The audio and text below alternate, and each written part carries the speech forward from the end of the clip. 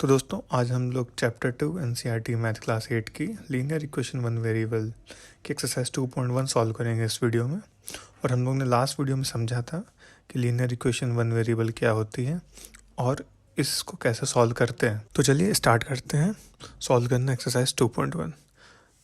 तो जो सबसे पहला क्वेश्चन वो है अपने पास, वो है x-2 = 7।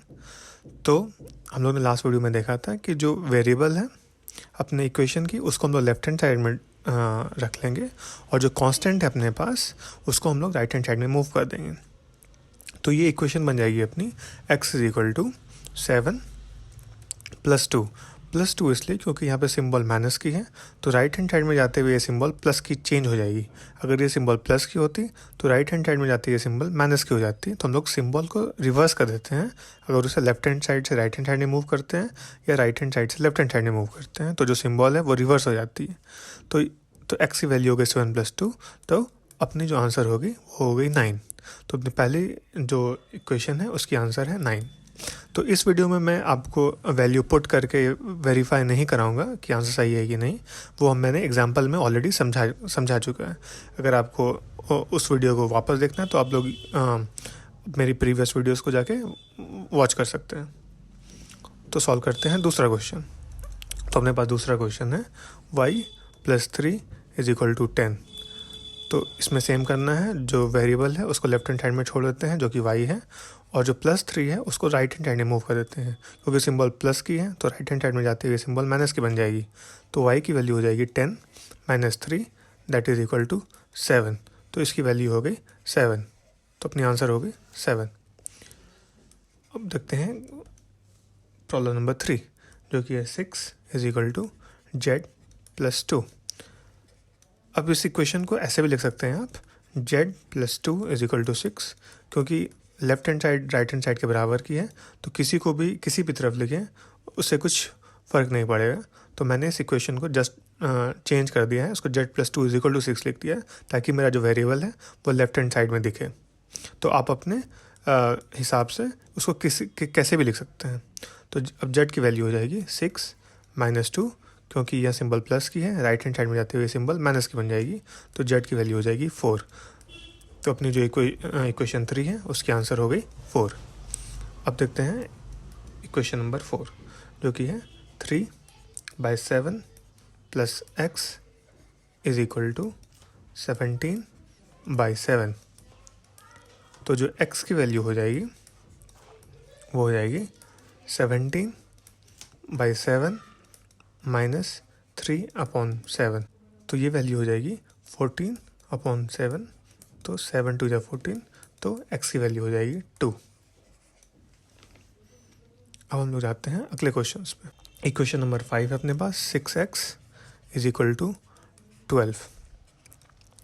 तो 6 × x का मतलब होता है 6x का मतलब होता है 6 × x। और आपको पता है जब इक्वेशन की अगर आप लेफ्ट हैंड साइड की वैल्यू को राइट हैंड साइड में ले जाएंगे कांस्टेंट को, और वो मल्टीप्लिकेशन में है तो राइट हैंड साइड में जाते हुए वो डिनोमिनेटर में चल जाएगी अगर वो न्यूमरेटर में है, और अगर वो डिनोमिनेटर में है तो राइट हैंड साइड में जाते हुए वो न्यूमरेटर में बन जाएगी।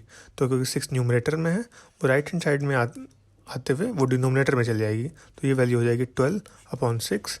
तो x की वैल्यू हो गई 2, क्योंकि 6 2 से 12 होता है, तो इसमें x की वैल्यू हो गई 2।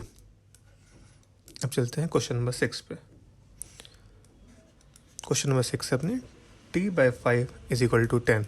अब क्योंकि 5 डिनोमिनेटर में है वो राइट हैंड साइड में जाते हुए वो न्यूमरेटर में हो जाएगी, न्यूमरेटर से मल्टीप्लाई हो जाएगी, तो t की वैल्यू हो जाएगी 10 × 5 = 50।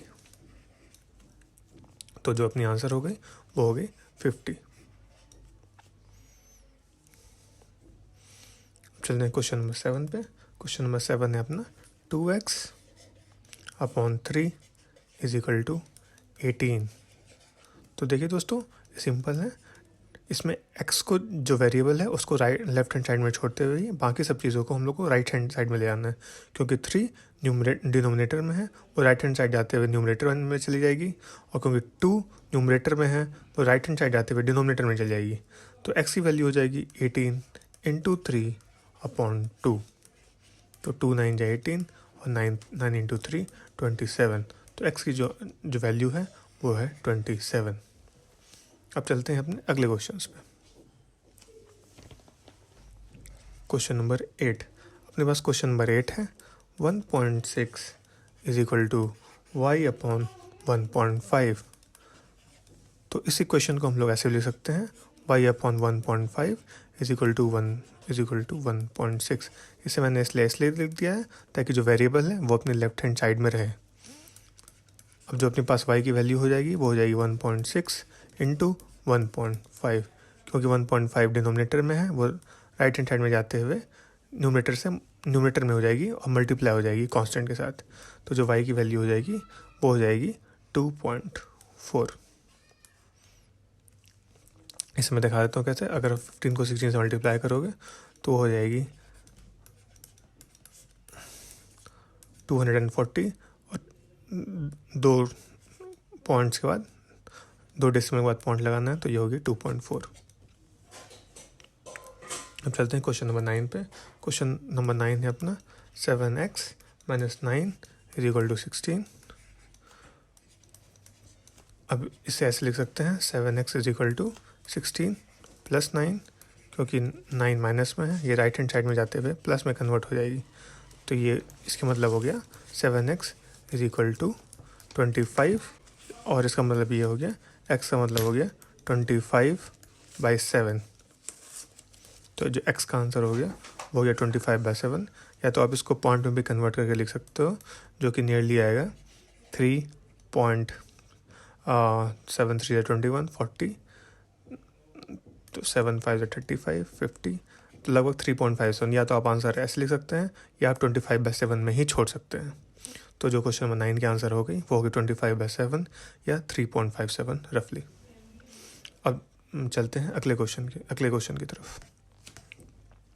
तो जो अपना अगला क्वेश्चन है क्वेश्चन नंबर 10, वो है 14y minus 8 is equal to 13। तो ये हो जाएगा 14y is equal to 13 plus 8। This is equal to 14y is equal to 21। तो इसका मतलब हो गया y इज इक्वल टू 21/14, क्योंकि 14 न्यूमरेटर में है, वो राइट हैंड साइड में आते ही डिनोमिनेटर से डिवाइड हो जाएगी, डिनोमिनेटर में आ जाएगी। तो इसकी ये वैल्यू हो गई 7 3 21 और 7 2 14। तो y की वैल्यू हो गई 3/2। इसको आप पॉइंट में कन्वर्ट करके भी लिख सकते हैं या अपनी आंसर यहीं पे छोड़ सकते हैं। तो y की वैल्यू हो गई 3/2। अब देखते हैं क्वेश्चन नंबर 11। क्वेश्चन नंबर 11 है अपनी 17 plus 6p is equal to 9। तो वेरिएबल को अपने लेफ्ट हैंड साइड में छोड़ना है। 6p is equal to 9 minus 17, क्योंकि 17 के आगे सिंबल प्लस की है और राइट हैंड साइड में जाते हुए माइनस की हो जाएगी। तो 9 माइनस 17, तो ये हो गए 6p is equal to 9 minus 17 हो गई आपकी -8, और p इज इक्वल टू -8/6, क्योंकि 6 न्यूमरेटर में है और राइट हैंड साइड में आती है डिनोमिनेटर में चली जाएगी। तो p की वैल्यू हो गई 2 4 8 एंड 2 3 6, तो -4/3। अब देखते हैं अपनी एक्सरसाइज का लास्ट क्वेश्चन, जो कि है क्वेश्चन नंबर 12। क्वेश्चन नंबर 12 है अपना x/3 + 1 इज इक्वल टू 7/15। तो ये हो जाएगा, वेरिएबल को अपने लेफ्ट हैंड साइड में छोड़ें, x/3 इज इक्वल टू 7/15 - 1। तो इसको पहले सॉल्व कर लेते हैं। तो इसकी एलसीएम नीचे डिनोमिनेटर की हो जाएगी 15, 7 minus 15 into 1 is equal to 15 is equal to -8/15। तो इसका मतलब ये हो गया x/3 इज इक्वल टू -8/15। इसको हम लोग ऐसे ले सकते हैं 3, क्योंकि डिनोमिनेटर में है और राइट हैंड साइड जाते हुए दूसरे राइट हैंड साइड से मल्टीप्लाई हो जाएगी। तो जाएगी -8 इंटू 3/15। 3 को 5 3 5 15, तो x की वैल्यू हो गई -8/5। तो दोस्तों ये है मैंने एक्सरसाइज 2.1 की सारी इक्वेशंस की सॉल्यूशन जो मैंने यहाँ पे दी है। आपको किसी भी प्रकार का इसमें डाउट है तो प्लीज़ कमेंट करके मुझे बताएं, मैं उस क्वेश्चन को दोबारा समझा दूंगा आप लोगों को। तो मिलते हैं अगले वीडियोस में चैप्टर 2 की तो मिलते हैं दोस्तों अगले वीडियो में चैप्टर 2 की सम एप्लीकेशंस के साथ, जिसमें हम लोग अब जो लीनियर इक्वेशन वन वेरिएबल है इसकी एप्लीकेशंस को समझेंगे। तो बने रहिए मेरे यूट्यूब चैनल के साथ और सब्सक्राइब और कमेंट करना और लाइक करना मत भूलिएगा।